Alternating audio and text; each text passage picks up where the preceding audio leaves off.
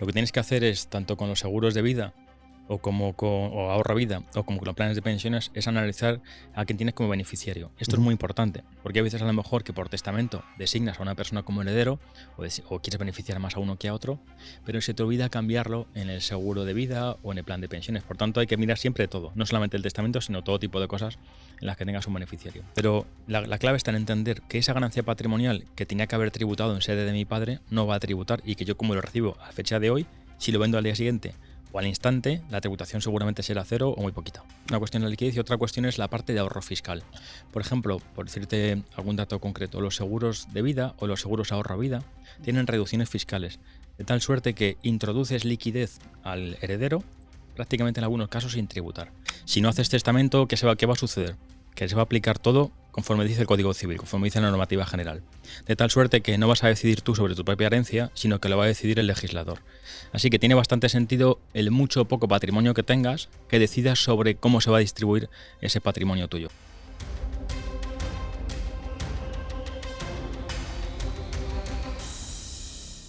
¿Qué tal? ¿Cómo estáis? Bienvenidos a una nueva edición de Finet Talks. Hoy hablamos de un tema que la verdad que no sé por qué no lo hemos tratado en 7 temporadas que llevamos. La verdad, es un tema que nos va a afectar a todos más tarde o más temprano, que es el tema de las herencias. Cómo se gestiona una herencia, cómo poder planificar nuestro patrimonio pues para dejarlo todo atado y bien atado, pues cuando llegue el momento, poder tenerlo, ya digo, para nuestros herederos todo correcto. Hoy vamos a charlar de todo esto, de qué pasa cuando alguien fallece y tiene un fondo, en fin, muchas otras cosas, con un abogado experto en la materia, David Jiménez. ¿Qué tal estás? ¿Qué tal, Antonio? Bueno, tengo por aquí CEO del bufete EICO Abogados, abogado y economista experto en herencias y fiscalidad. Pero bueno, para quien no te conozca, preséntate en unos segundos. Lo primero, gracias por la invitación. Estoy aquí como en mi casa. Bueno, en cuanto a formación académica, licenciado en económicas, derecho, filosofía, máster, pero creo que lo que más me gusta a mí realmente es aprender. Soy un apasionado de aprender y de emprender. Estoy siempre haciendo todo tipo de formaciones, una última que he hecho hace poco, un máster en inteligencia artificial, y emprender en cuanto a que yo desde los 20 y pocos años jamás he trabajado para nadie. Monté una empresa de reformas, luego una asesoría de empresas, despacho de abogados, inmobiliaria. O sea que soy un apasionado de hacer cosas. Bueno, comentábamos fuera de micros que el mundo de herencias es verdad que es algo que no se suele estar un poco olvidado a la hora de planificar el patrimonio. La primera es clara, ¿por qué es importante esto? Lo primero, por la planificación fiscal en cuanto a todo el ahorro de impuestos que podemos tener si hacemos una buena estrategia, y después en cuanto a la organización de tu patrimonio y de la parte personal, que a veces se nos olvida, y ahora lo trataremos durante la charla si quieres. Hay una parte personal que está muy relacionada con las herencias y que la gente no la relaciona con los testamentos, por ejemplo. ¿Qué mitos o ideas equivocadas cuando alguien viene y pregunta y demás? ¿Cuál es el típico error, el típico mito preconcebido que tenemos sobre las inversiones y cómo se heredan? Bueno, pues lo primero es creer que esto es algo de gente de dinero y que solamente tienes que hacer una planificación de tu herencia o hacer un testamento y pensar en este tema cuando tienes un gran patrimonio, cuando realmente es algo que es para todo el mundo. Esto es verdad que sucede. Era la otra pregunta que tenía justo después, porque yo lo veo, no sé si es un mito, corrígeme si me equivoco, porque ya me has dicho que no, pero yo también tengo concebido como que no tengo, por ejemplo, yo que tampoco tengo un patrimonio, cierto patrimonio, pero tampoco es muy elevado. Pero claro, ya tengo unas cuantas inversiones por ahí, si fondo, ETF, no sé qué, también algo extranjero, en fin. ¿Tiene sentido para una persona incluso con un patrimonio relativamente pequeño? Tiene mucho sentido, sobre todo porque si no haces testamento, ¿qué va a suceder? Que se va a aplicar todo conforme dice el Código Civil, conforme dice la normativa general. De tal suerte que no vas a decidir tú sobre tu propia herencia, sino que lo va a decidir el legislador. Así que tiene bastante sentido el mucho o poco patrimonio que tengas, que decidas sobre cómo se va a distribuir ese patrimonio tuyo. Si quieres que a tu mujer, por ejemplo, la quieres proteger y quieres dejarle unas acciones que dan dividendos, o si prefieres a lo mejor que tus hijos tengan este o tal activo o estos inmuebles para que estén más protegidos, el hecho de que tú tengas patrimonio no te exime de la necesidad para mí de hacer una buena planificación.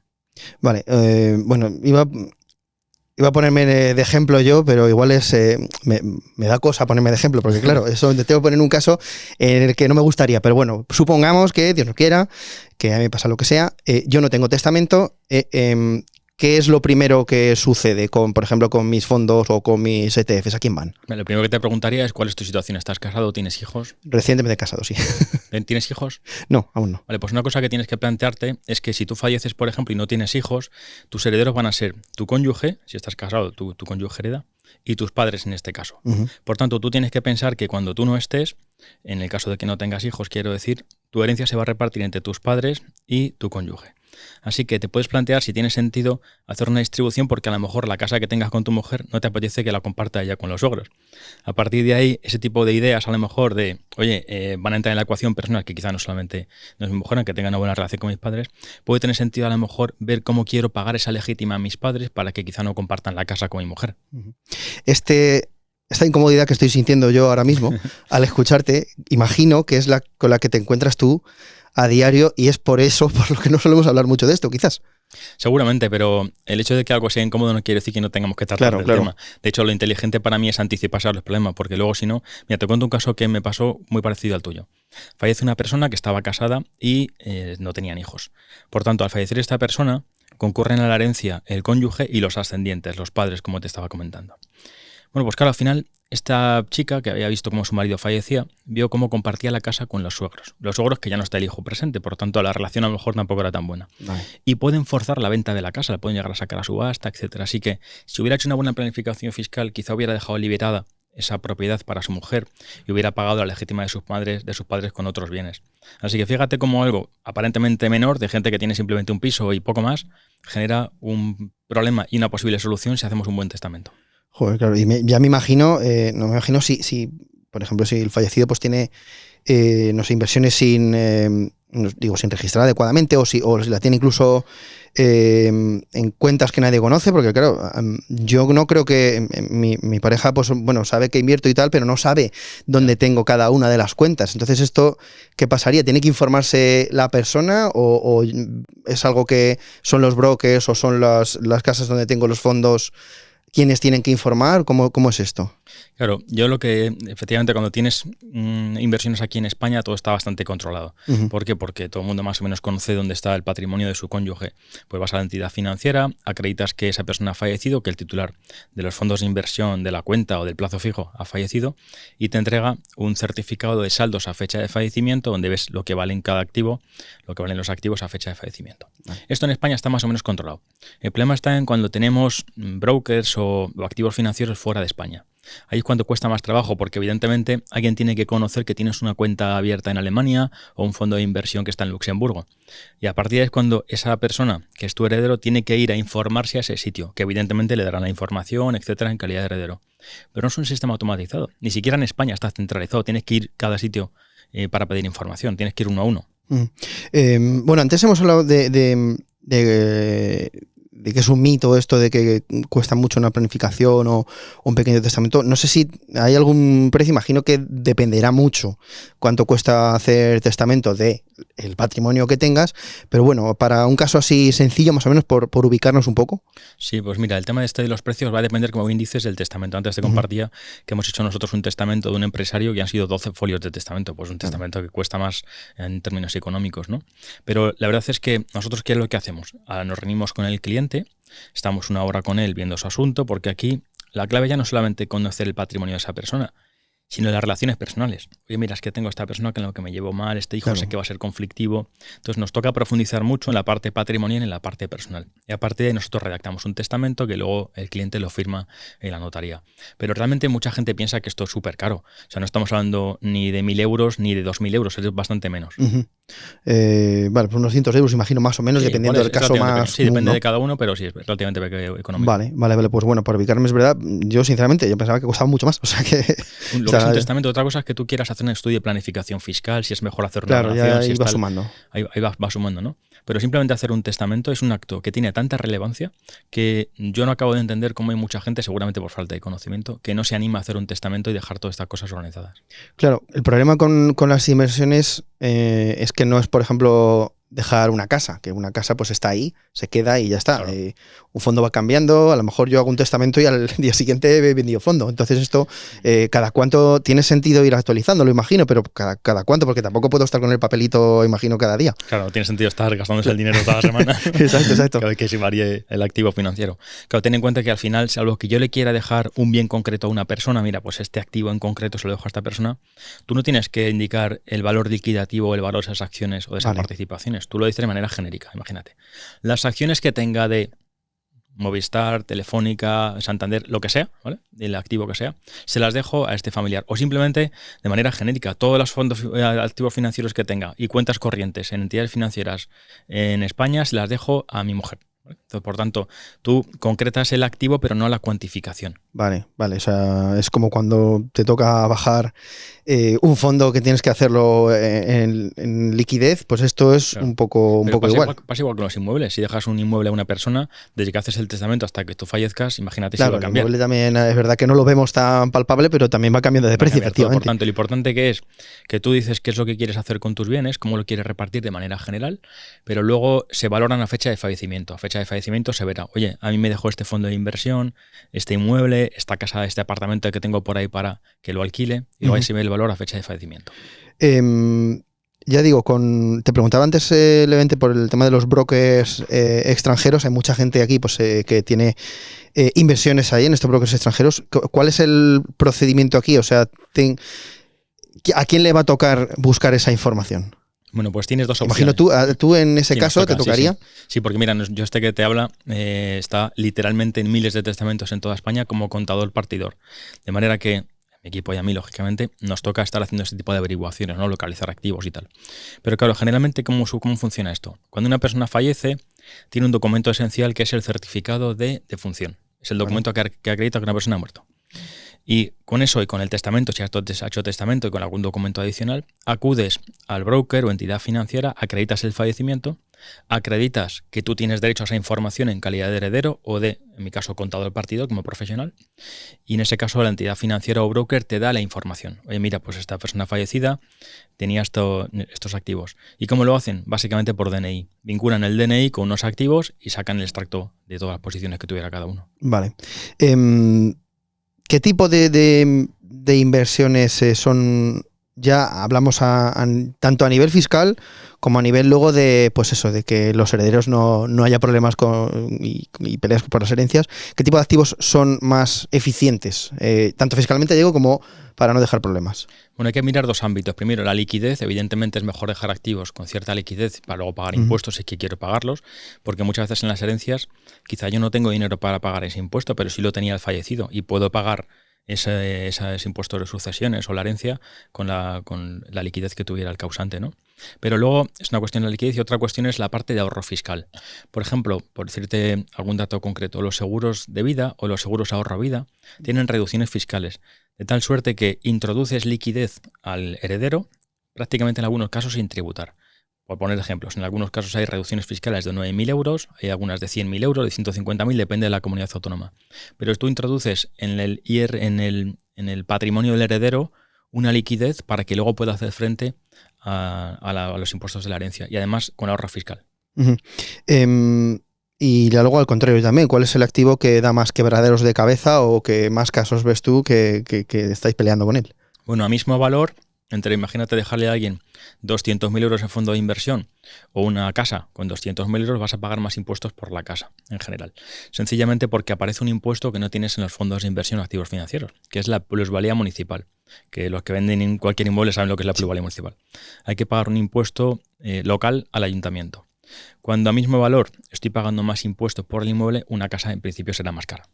Claro, lo único que evidentemente pues las casas pues tienen la función de acoger a la gente para vivir, entonces es más complicado que por eso también muchas veces, eso ya es opinión personal, por eso es más fácil poner su tasa y sus cosas, pero bueno, eso ahí no nos vamos a meter. Sí, cuando es la vivienda habitual del fallecido tiene algunas reducciones fiscales, pero cuando hablamos de segunda residencia ya no tiene bonificaciones fiscales. En ese caso sí que será más caro al equivalente en valor a otro tipo de activos. Y digamos que el tema vivienda es lo que se lleva un porcentaje importante de tu tiempo, ¿no? También. Sí, bueno, en realidad todo, porque al final, hombre, es verdad que es más sencillo valorar un fondo de inversión porque hay que ver el valor liquidativo a fecha de fallecimiento, claro. Ya lo tienes hecho. En una casa, efectivamente, puede haber discusiones sobre cuánto vale, conflictos con herederos sobre si la casa esta vale más o menos, y ahí tenemos que hacer tasaciones y tenemos que entrar un poco en ese debate. Plan de pensiones, por ejemplo, que es una cosa con una liquidez limitada. Si yo que tengo uno, me voy a volver a poner otra vez, aunque no me guste, si me pasa algo, la persona que también ese requisito de liquidez lo tiene, es decir, también le tiene que pasar o esperar que fallezca, o bueno, esperar esos 10 años ahora que es la ley nueva que ha entrado, o lo puede vender enseguida, o ¿cómo va esto? Vale, lo que tienes que hacer es, tanto con los seguros de vida o ahorro vida o como con los planes de pensiones, es analizar a quién tienes como beneficiario. Esto es muy importante, porque a veces a lo mejor que por testamento designas a una persona como heredero o quieres beneficiar más a uno que a otro, pero se te olvida cambiarlo en el seguro de vida o en el plan de pensiones. Por tanto, hay que mirar siempre todo, no solamente el testamento, sino todo tipo de cosas en las que tengas un beneficiario. ¿Qué sucede con los planes de pensiones? Los planes de pensiones no forman parte de la masa hereditaria, que quedan fuera. Tan es así que lo vemos en la tributación fiscal. Los planes de pensiones no tributan el impuesto de sucesiones, tributan el IRPF. Así que el fallecido, lógicamente, titular de un plan de pensiones, ve como el beneficiario, que será un descendiente, un cónyuge o quien sea, esa persona, el heredero, tiene que acreditar a la entidad, oye, mira, que mi padre, mi hermano, quien sea, tenía un plan de pensiones aquí. Acreditas el fallecimiento, como tienes la condición de beneficiario de ese plan de pensiones, lo acabas recibiendo, pero tributando en el IRPF, por tanto no forma parte de la herencia.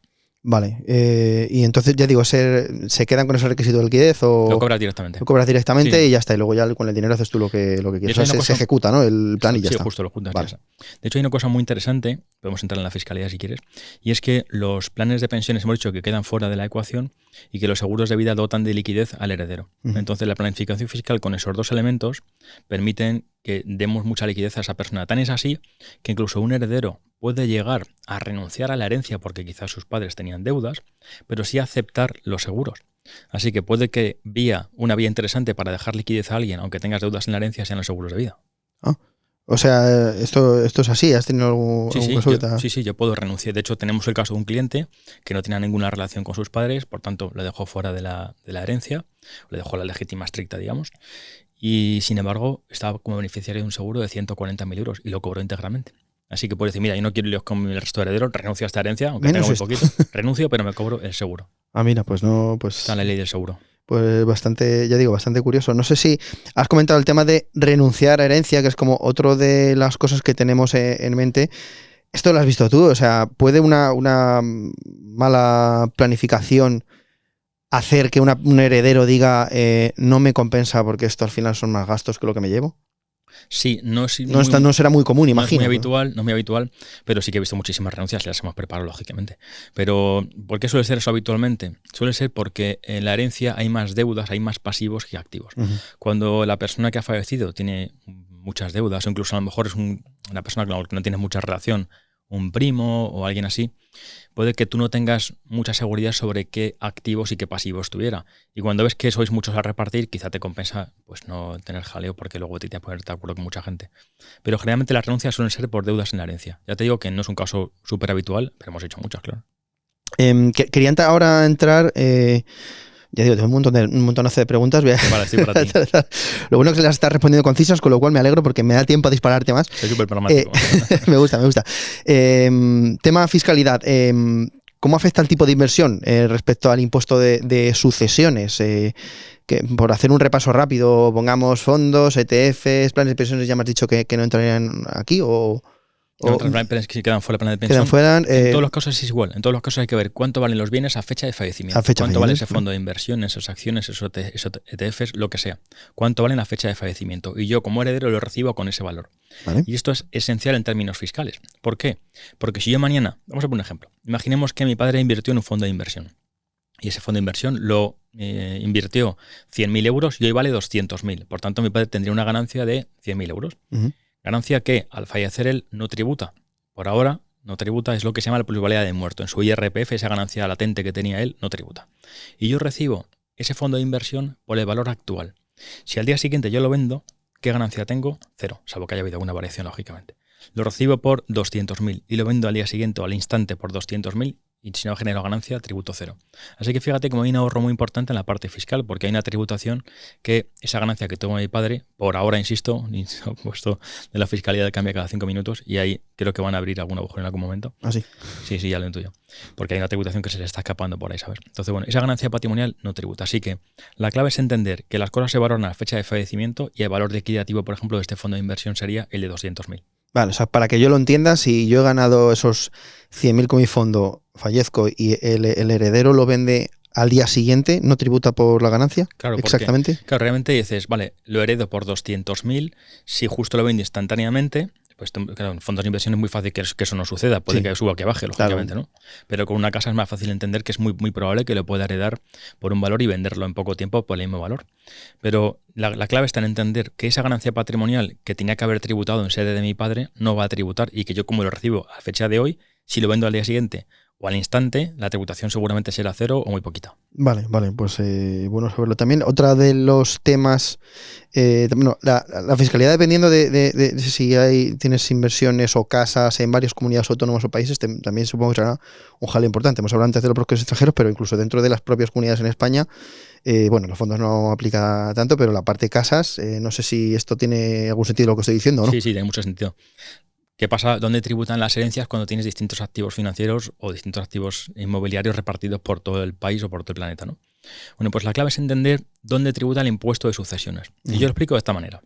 Tú imagínate que una persona fallece hoy. ¿Qué es lo que hay que hacer? Hacer una foto a los últimos 5 años y decir, ¿dónde ha vivido más tiempo? ¿En qué comunidad autónoma ha vivido más tiempo? Bueno, pues 3 en Madrid, 2 en Andalucía. Bueno, pues de los últimos 5 años ha vivido 3 años en Madrid, por tanto, tributaría esa herencia en Madrid. Y los herederos tributan con la normativa fiscal de la Comunidad de Madrid, independientemente de dónde esté el patrimonio del causante. Vale. Ya puede tener una casa en Alicante, en Alemania o fondos de inversión en Luxemburgo. Vale, pues eso queda claro. También tengo que dispararte la gran clásica, que es, ¿tiene sentido yo donar en vida para no tener que tributar, etcétera, etcétera? ¿O me espero a la herencia? ¿Es recomendable vender y repartir o repartir los activos una vez fallece uno tal cual están? Dependerá mucho del activo, imagínate. Sí, ¿no? Depende mucho, pero bueno, depende de la comunidad autónoma porque hay distinta fiscalidad según la donación, sea de inmuebles o no, etcétera. Bueno, la idea general es la siguiente. Seguro que no te descubro nada nuevo si digo que en España se pagan muchos impuestos y hay muchas administraciones. Vale, hasta ahí estamos de acuerdo. Todos de acuerdo. Y hay 3 niveles de administraciones, que son la administración local, ayuntamientos, donde tenemos varios impuestos, el IBI, el IAE, la plusvalía municipal, impuesto que aparece en las herencias y en las compraventas y en las donaciones de inmueble.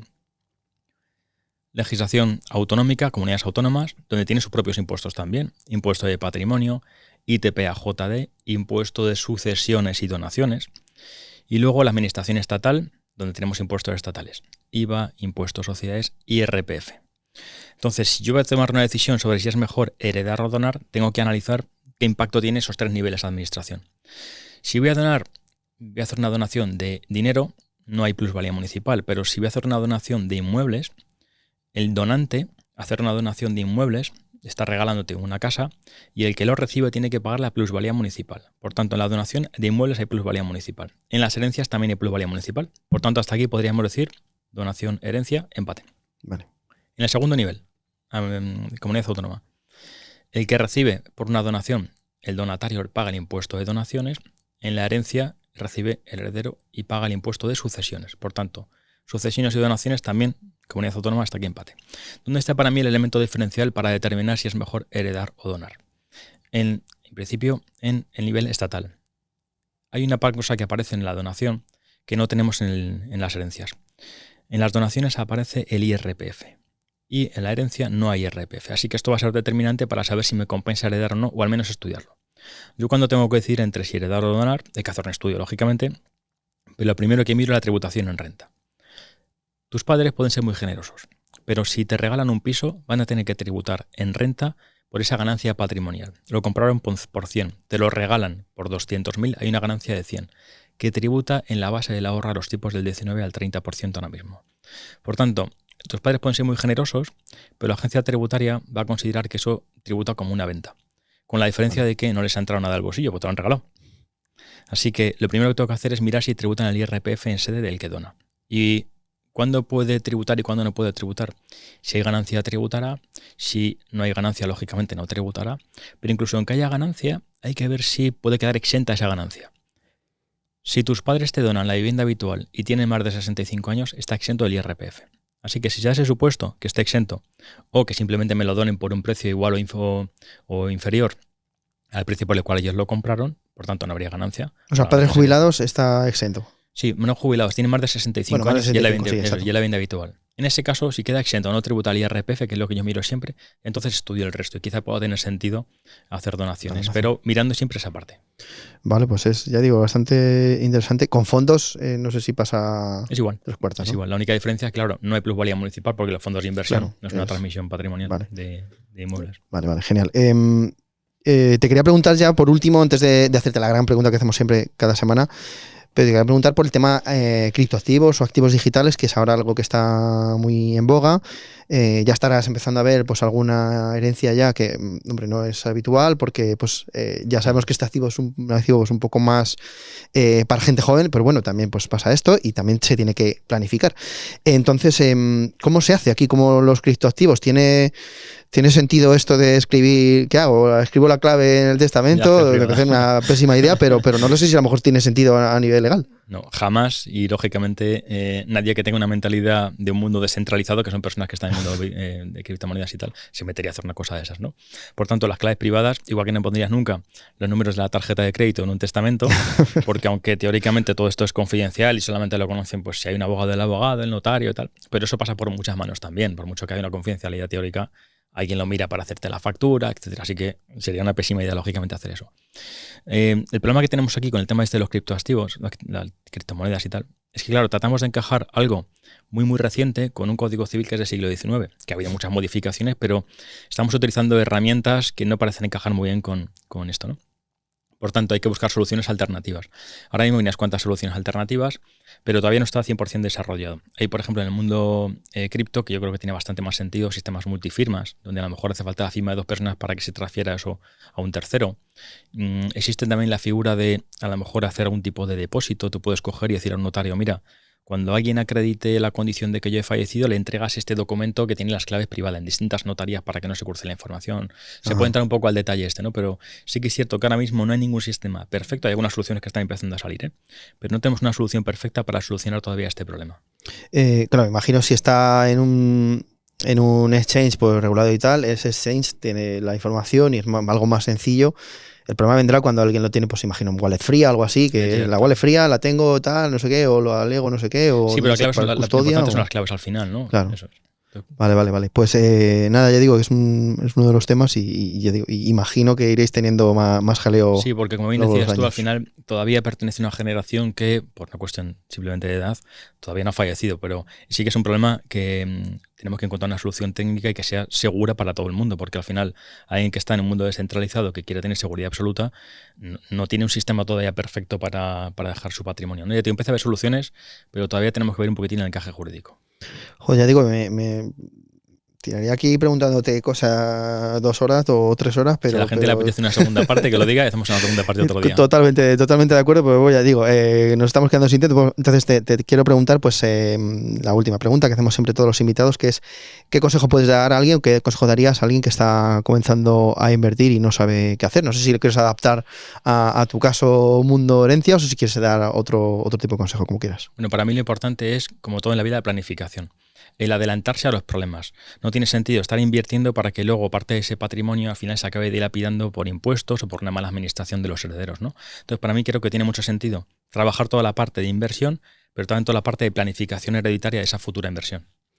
Y yo te añado trabajar la parte sentimental. Yo le he intentado trabajar aquí y de enfrentarse a una realidad que es que uno en algún momento de su vida va a fallecer. Entonces, pues tratar de romper esa barrera sentimental, que es verdad que cuesta más. Tú ya los recibes cuando ya han roto esa barrera, imagino, sí. Pero es un mundo, bueno, espero que esta charla haya ayudado un poco a haceros un poco el clic. Así que nada, David, ha sido un placer tenerte por aquí para poder dispararte todas estas preguntas que yo también tenía como inversor. Me ha servido mucho, así que ha sido un placer tenerte por aquí. Para mí un placer, así que muchísimas gracias. Y nada, vosotros, si os ha sido útil esta entrevista, si os ha resultado interesante, un like y nos vemos en el siguiente episodio de Finance Talks.